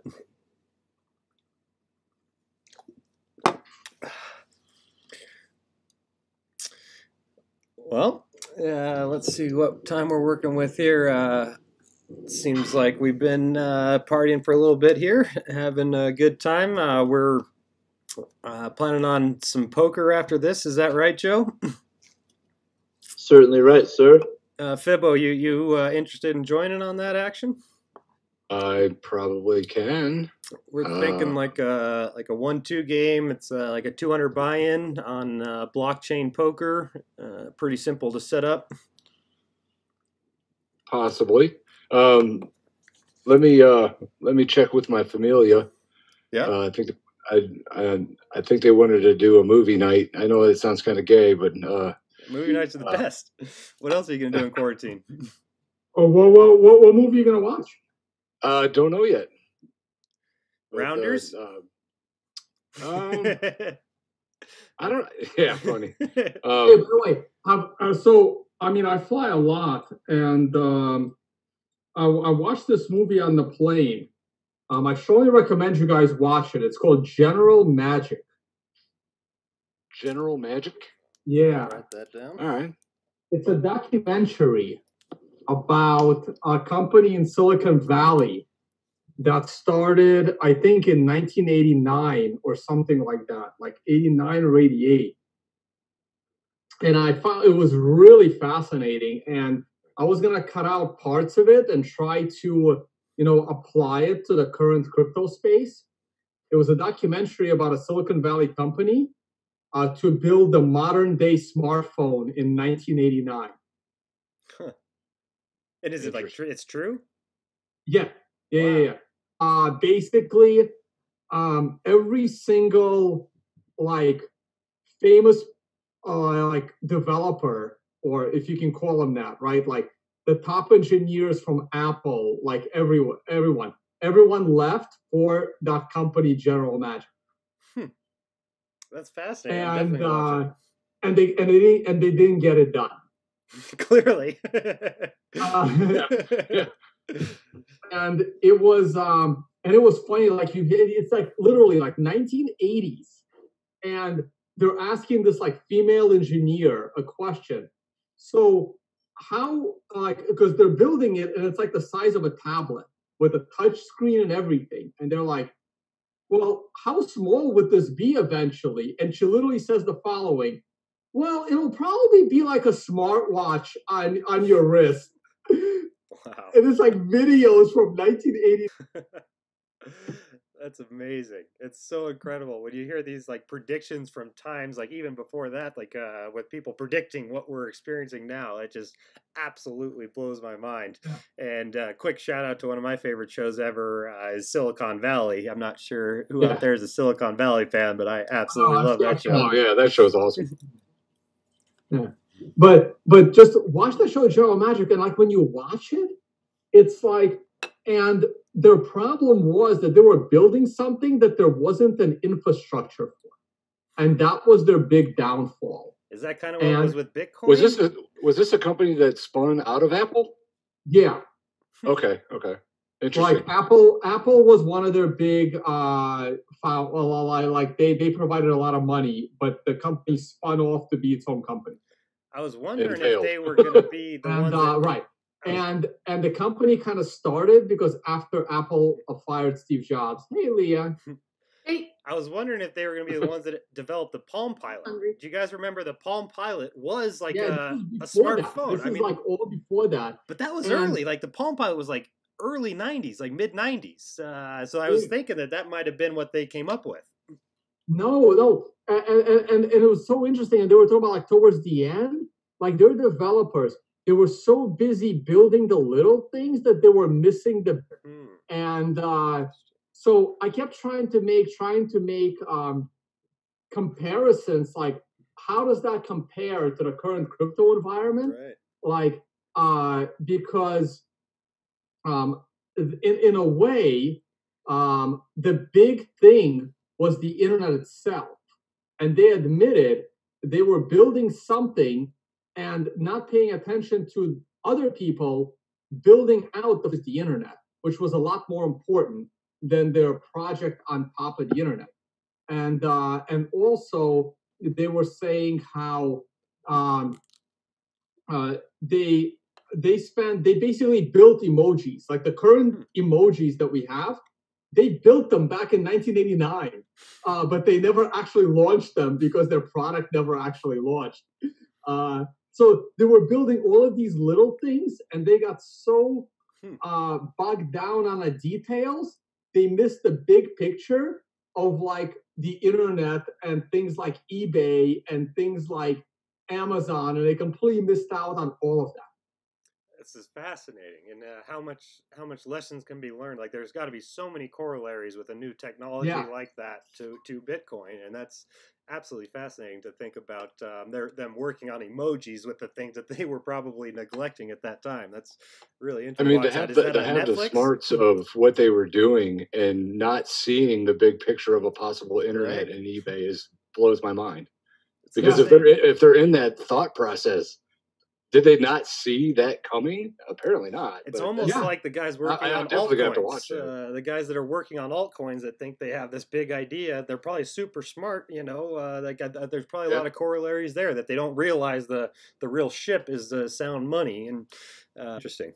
Right. I strongly recommend everyone watch that movie because I didn't know this company ever existed, and they went like public, and their stock was going through the roof back then, and it was just a really interesting documentary. It was really awesome. Is it Netflix? You know what? I watched it on a plane. I tried like Googling for it, and I had problems finding it. But it's called General Magic. I'll have to check that out. A funny That was the name of the documentary that company. I was just hearing about was called Tiger King. Anybody know about this one? Yeah, Leah that's does. actually what I think they want to watch. So please tell me about it because I know what I'm probably getting into. Well, no, it's just I was just hearing about it. I haven't even seen it myself, but Yeah, it I haven't sounded seen it very yet. interesting about a tiger. He owns a tiger kind of conservatory where he keeps a lot of tigers, and he's a big character. Leah, you shook your head. Have you seen it? No, but everybody's been talking about it. By the Right? way, we're about to get another guest, and keep going. Okay. Oh no, I was just gonna show you guys the. I mean, here you can buy it for like $5 on Vimeo, but this is basically the thumbnail of the movie, and this was something drawn in like the mid '80s by one of the Apple guys to start launching the company, and you can see like the apps that we have today. That's incredible. That is so cool. That's nice. So, But I strongly recommend this movie. It was really something to watch. Visionaries. Yeah, I don't know what comedian said something about tigers, but they said that there's more tigers that are owned by just Texas. In Texas. Was it Texas? I think so. That are more. There's more tigers in Texas than there are in all of the world in the wild. No. Yeah. They're personally owned. No. Pets. Yes. No. So I don't know if the show has anything to do with that, but Well, it kind of is. It's like him against there's PETA trying to come after this guy. He's running a business, so it's not just a pet, but it's like PETA kind of coming after him. And I haven't even seen it, but a lot of people have been talking about it. And I can't remember his name. Is I don't know. Rogan? No. Like the guy in the show, his name's like Joe Fantastic, or I don't know. It's like some and then you see this picture and you're like, oh yeah, that's definitely his name. It definitely seems like that was on top of my list of documentaries to watch, and now General Magic, that's above the Tiger King. Speaking of tigers, by the way, so I was just in Africa doing safaris, and I learned that if you put if a tiger and a lion were actually ended up in a fight, the tiger would almost easily win. They're way better. Tigers are actually bigger and stronger than a lion, but even at the same size, a tiger is way more equipped because tigers are solitary hunters and lions are pack hunters. So a tiger will easily take down a lion. But is a tiger going to run into a pack of lions? Is that going to be his problem? Well, I'm saying one-on-one. Okay, but do lions travel one-on-one? No, they don't. Okay. Lions usually travel in packs. Lions that end up lions that get kicked out of a pack don't survive very long. They get ostracized, and a tiger takes them out. I like it. Yeah, but lions and tigers don't usually run into each other because they're not on the same continent. Lions and tigers and bears. What would a grizzly bear do? That's a good question. That's actually interesting. I would love to know who would win, a grizzly or a polar bear. Or a grizzly definitely lion. Bigger than grizzly. Grizzly would win. It would win undoubtedly. Over a polar bear, undoubtedly. Oh no, over a lion for sure. Really? Undoubtedly over Yeah, a a lion? What grizzly do you bear, say, Tom? undoubtedly. I don't know Because about this. it's just way too big for the But it's claws of a slow. lion or the jaws of a lion to even get to its jugular. It's slow. The It's bear not, would have so much more time to. Yeah, it's slow, but I mean, again, you can't have an animal that can't access your vital I organs. feel like we've got another you in a bet fight. coming. Toad, who do you think wins? A grizzly. I don't know. That's a good question. That's That is a good something for question. Google, but a grizzly probably would. Yeah, but let's take some action first. I'm taking the grizzly. Sock Dude, is, I'm taking Sock the is going lion for the. or the tiger, either one. I feel like those are, that's the king of the jungle. I don't think you should take action. Sock, 50 on animal 50 on that. Sock 50 on that. Oh shit, we got Are we David. gonna trust Google? David. Ah, Mr. What's up, 12. guys? How you doing? Hey David, you turn Excellent. your phone sideways. Welcome Oh, to the party. 1 second. It's a pleasure to see you. We What's up? we've Bye. been you and I have chatted online for a while now. I don't think we've ever gotten to meet each other face to face. So what a pleasure. Thank you very much for joining. Yeah, thanks for the invite, man. I'm happy to be here and support the book launch, at least for a little while. How you guys doing? We're doing Mr. excellent. People Swine? I never met you off chat either, so pleased to meet you as well. Who'd you say? I didn't hear who you said. He was talking to You, man. People. Yeah. Well, cheers. Yeah. We're drinking Cheers, tequila man. here. At least Tone and I are drinking tequila. Oh I'm yeah. going with the whiskey Cheers. myself. Not a whole bottle of tequila. You should be drinking tequila, David. Where are I you? just had like dinner. I just had like a bunch of meat and cheese, and water. I know. I Like, eat it as a hey. snack because I'm drinking, but I'm not eating. Beautiful.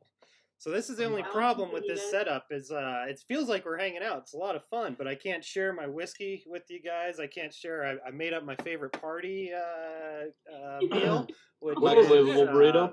That's a nice Stromboli. microwavable burrito. It's Oh. Stromboli, and it is delicious. I've been eating on that this whole time. I You wish got I those could at share with you Costco? guys. Nice. No, I made this. It's my Nice. favorite party dish. And if you guys were here with me, you would be telling me how good it is. But since you're, Yeah. on different parts of Bean the and world, rice and cheese. God, do you not know what Stromboli That's is? so great, dude. I'm so happy we have that in common.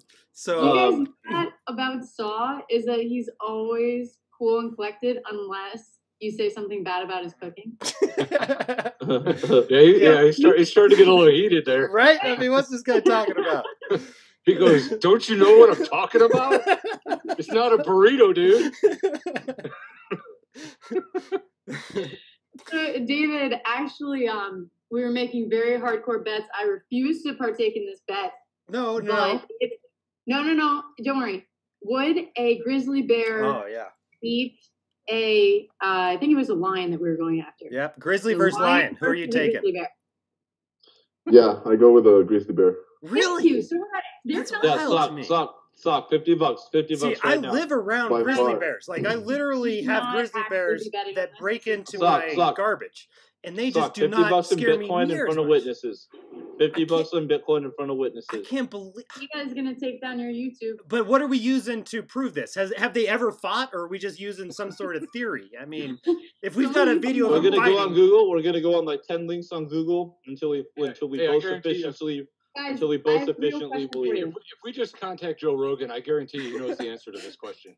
Yeah. see, I say we just go on like Google, find the answer, and if we need an arbiter to do it for us, and we get an arbiter to do it for us. my I money think is on a the easiest tiger. way to figure out that bet is, okay, so a Siberian tiger is the large cat in the world. No, but he chose lion. He chose lion, not Yeah, tiger. yeah, yeah. But my point is, a Siberian tiger would definitely beat a lion. So more realistically, I would see a bear fighting a Siberian tiger in Siberia, and then you can figure it out. You can pretty much bet on Polar that. bear. Okay, So I'll sock, take 50 Siberian No, no, tiger. an actual grizzly bear, because they're both they're transcontinental. Last I heard, so that against the Siberian tiger, you Okay, got the bet. And I'll I take think a the bear Siberian wins. tiger. I'll take a Siberian tiger for $10 worth of Bitcoin. Joe, you accept? No, the bet was a lion. But now, that's but a easier lion then. will never face a tiger. A lion will never face a grizzly Okay, bear I'll take in the it. world. I'll take 25 in Bitcoin. Okay, you're on. And we'll trust Google. Whatever Google says. Well, and if we need better, we'll do arbiter. Siberian tiger versus grizzly bear. I've got Guys. 25. 25. He was like, we need to move on. Okay. One quick lightning This round. is a quick, like Ready? when you Google Siberian dude, tiger, it was verse, auto. the first thing that comes up. Auto came up. Auto came up when I was All right, searching. I got to share screen before we move on. We're gonna settle this bet. All right, here's the screen, and I gotta make it the right size. 1 second, and then we'll move on from this exhilarating debate. And I see the picture with the bear walking away, which doesn't make me feel good. Winning facts for both grizzly bear and Siberian tiger. See, this does not look good. Siberian tiger That doesn't look good for the tiger. is a far better hunter than North American grizzly bear. Okay, that's a good start, but I feel like there's a but coming. Both grizzly bear and Siberian tiger paw swipes are equally powerful, but tiger is more technical. Yep. Why is he lying here? I don't understand. Grizzly bear is slightly heavier, longer, taller. I feel like Siberian tiger wins. The picture is fucked up. I'm I'm going to go against this because I was just I just sent listening you to a link, man. You did? Check Telegram. I just sent you a link. I don't want to check it if this is telling me I win. Oh, jeez. No. Oh gosh. Oh, it's a video? Hell yes. Yeah. Okay. See, this is what I we're actually doing. want to go with the grizzly bear because I was listening to Joe Rogan the other day, and that's why I brought him up. He had a buddy that saw a grizzly bear just with a swipe break the backbone of a moose in one swipe. So I'm going grizzly bear on this one. Either way, Bring any feline you want, I'm going with grizzly bear. that blows my mind. Yeah, same. Here. Even if I lose, getting to see a video of this fight is going to make it very worth it. And we're going to have to definitely fast forward a little bit. Make it bigger, so. If I make it bigger, we won't. Let's see. Maybe I can zoom. No, you're good. You're good. Just on Zoom it looks small, but on YouTube it looks good. Okay. I can zoom a little bit too. All right. Here we go. Round 4. Oh, I zoomed too much. This is absolutely fascinating to me. Grizzly, pun intended.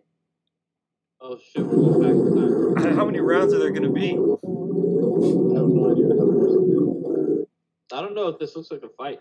Yeah, is this like a setup, or are they actually meeting in the wild?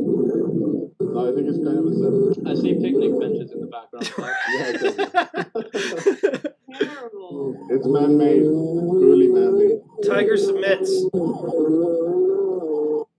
Tiger submits. But now there's Tiger another doesn't wanna round. fight. I guess he kind of fake tapped. Tiger runs away. God damn it. All right. Fair enough. I guess I lose. I definitely thought that a tiger would outmatch. The king of the jungle can't even beat a freaking grizzly bear. A grizzly bear, Sock. It's okay. All right. Fair enough. You win. We have new spirit animals. Yeah. So Joe's poker spirit animal is a Siberian tiger. Well, why I chose not Siberian tiger. But that's your poker. I chose grizzly bear. I'm writing it down. 25 in Bitcoin to Joe. All right. 25 in Bitcoin to Joe. David, where are you tuning in from? Or if you don't mind sharing.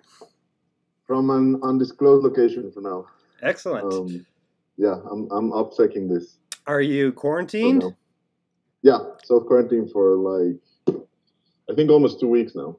Oh, crap. Yeah, doing okay.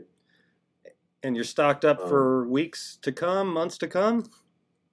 For like, I think about 3 weeks or so. A lot of meat. I pretty much only eat meat and water and some fruits. So just that, basically. And some tuna in case, Tone's nodding his head over there. What's up? I've got some tuna Tone's stocked nodding his away. head over there. Yeah. Yep. I've been posting my cooking videos on Instagram. You starting a cooking channel? Instagram now. I didn't know. That was always your backup plan from the crypto sphere. That's cool that you're starting that out. I've been Instagram. I created the monster. I know. Are you even watching? Leah, you watching my Instagram cooking videos? Yeah, it's really fun. She said, "Yeah," like she isn't watching them. Poison it up. Great. She literally said, "Yeah," like, "Yeah, no." You definitely called her bluff there, Joe. I'm being destroyed. Leah's been exposed today. Her email, we're on. Leah's on fire. David, you should have seen it earlier. Tone brought up the first email that Leah had ever sent him, and she referenced her pageantry, which was the best part. About she made a blockchain speech after becoming, was it Maryland, Miss Maryland? Is that right? Yeah. So then, you get up and you make a speech, and hers is all about the blockchain. And we need to find that speech as our next goal. Do an interview question there. Oh, God. Well, okay. I think she made some great points. I thought it was fantastic. Since I'm being nailed here, how would you create, besides saying the normal answer of world peace, I decided to go with Bitcoin and blockchain, but how would you help develop the state of Maryland? And yes, I talked about Bitcoin and blockchain. She said Litecoin. And I said Litecoin and Ripple, obviously, but I was part of the Ripple army. But besides that. Paid shill. Oh my God. And this was why wearing the crown, right? You were wearing the crown with the speech?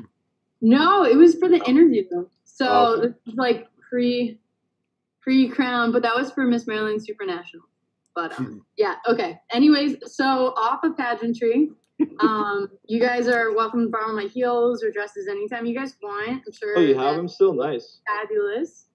You should auction them off once you become crypto queen. Oh, Crypto queen. Yeah, Actually, that's sounds worth some great. bucks. Crypto. I'm in for that. Okay, gentlemen. All right, let's show the book one more time because I actually want to play a little poker. Yeah, we're just Tony talking got about the getting a plug. poker game going. plug game. David, if you're around for the next little bit, we're gonna be playing a little poker on blockchain poker, like a $200 buy-in. Cigar, a big one. I brought a big one.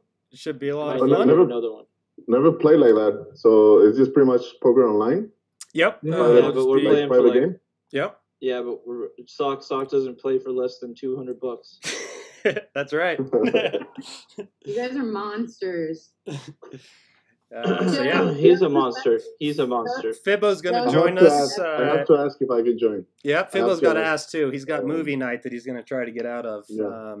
So yeah, see if you can join. It's gonna be fun. And Yeah, I have to figure out how to set it all up. I've never set that up. yeah, it's a That's piece of easy cake. peasy. Ask I Joe just and I set can up for help my you. first time last time, and it was like a couple clicks. They give you sats to play with for free, and then if you want to deposit more, you can. So yeah, it's pretty much pretty simple to just go ahead and set up an account, and it's really Yeah. cool to do it on blockchain So I don't poker. have to set up any bank account and throw $200 in on this program. No, you have to. Just you, have you to have can just Bitcoin. test it out, but we should get ready to do that sooner than later because I think we're gonna play for a little while. I agree. So we will go ahead and sign off. It's been one hell of a party here. We've been Well, let's just say we're taking the after party on. You know, if you guys might need to think about cars, but I could think about Hyperwave. yeah, I mean this was the party, and next is the after party. That's for sure. So just gonna go ahead and shill the book here to close out the show.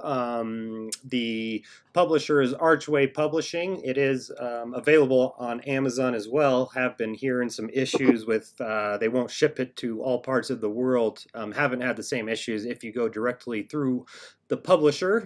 So archwaypublishing.com, Google Hyperwave Theory, Hyperwave book, Archway, anything along those lines. Go to archwaypublishing.com and search for Hyperwave, or I'll leave a link here in the description. And we just had the ebook released as well.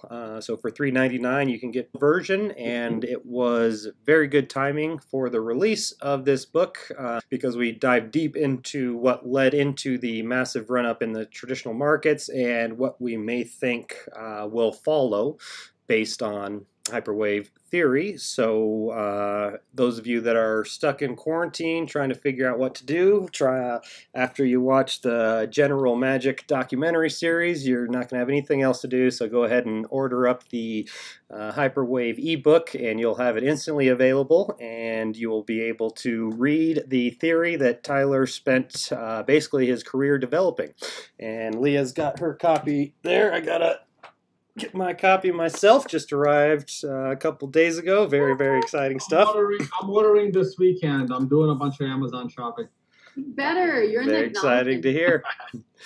And yeah, so shout outs to everybody that helped put that together. Tone was absolutely instrumental, and Daisy was taking the pictures for us. She's got a mention in the shout outs. And then Gabriel Harbour, he was trying to join us tonight. He had something come up, but he helped a lot with the editing process. And absolutely, Leah is who took this thing from just some words on a page to actually getting it published and having it available for you guys to watch. So really, really thankful for the work that Leah has done, and will be one more addition that that the publisher left out.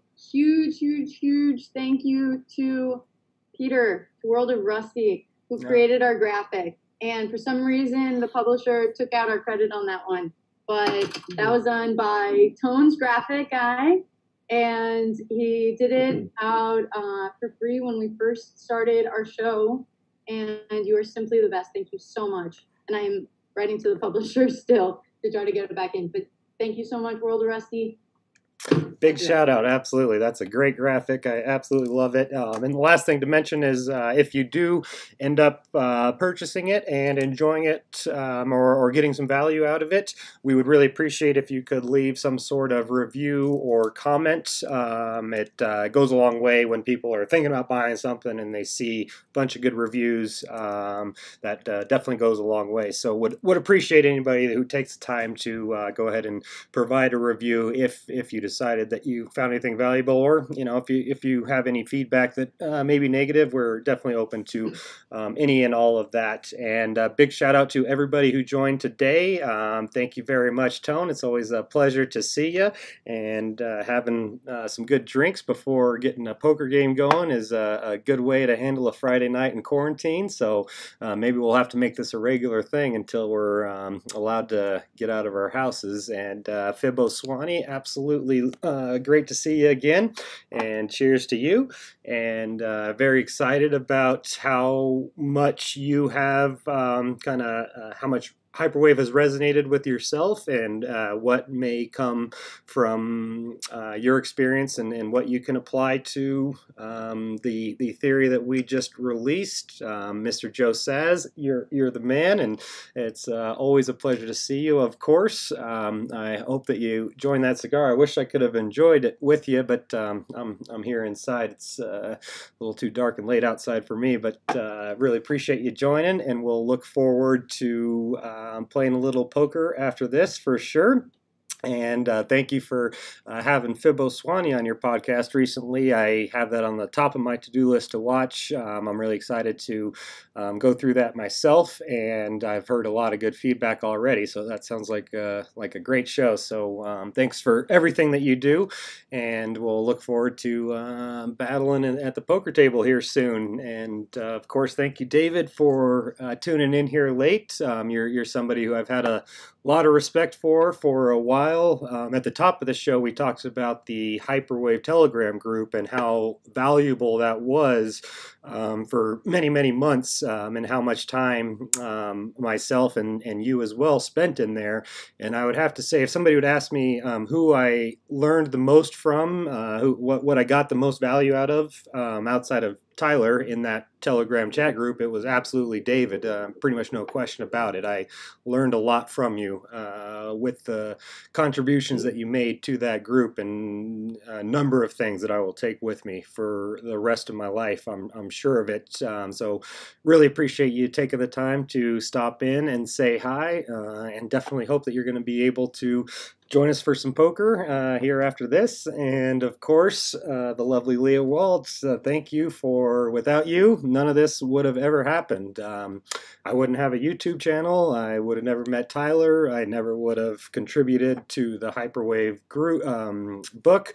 And because of who you are and what you've done, I will always be tremendously thankful and will always remember how much you have added to my life doing what you've been doing over the prior years. And I definitely wish you the best moving forward and hope that we can continue, keeping close in touch, and something like this could be a good idea to continue doing throughout the quarantine, because it is a very hard thing to be completely distanced from social interaction. And while this isn't necessarily the same thing, I can't share my Stromboli and show Joe how good it is. We can still enjoy ourselves having some drinks. So thank you guys all for joining, and for anybody else who wants to continue into the after party, we will be heading over to Joe Saz's channel to stream the poker match that we got coming up.